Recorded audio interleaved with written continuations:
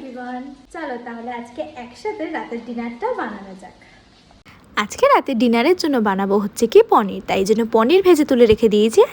এবার তেল গরম হয়ে গেলে দিয়ে দেবো হচ্ছে কি একটু রাঁধুনি, অল্প একটু আদা বাটা আর চিড়ে রাখা কাঁচা লঙ্কা। যেহেতু আজকে আমাদের নিরামিষ, ওই জন্য নিরামিষভাবেই পুরো পনিরটা আমি তৈরি করব। এবার স্বাদ মতো নুন, হলুদ, জিরের গুঁড়ো, লঙ্কার গুঁড়ো, ধনে গুঁড়ো আর অল্প একটু চিনি দিয়ে জল দিয়ে মশলাটাকে হালকা কষাবো। মশলা কষে তেল ছেড়ে গেলে এইবারে একে একে পনির আর আলু দিয়ে জল দিয়ে ঢাকা দিয়ে দেবো। চলো তাহলে এবার রুটির প্রস্তুতি নেওয়া যাক। রুটির জন্য আমি এখানে আটা নিয়ে নিয়েছি আর আটাটাকে আমি গরম জল দিয়ে মাখবো। গরম জল দিয়ে মাখলে রুটিটা সুন্দর নরম হয়।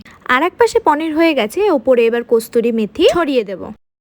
এবারে একে একে প্রত্যেকটা রুটি ভালো করে গোল করে বেলে নিয়ে সেকে এবার তুলে রেখে দেবো।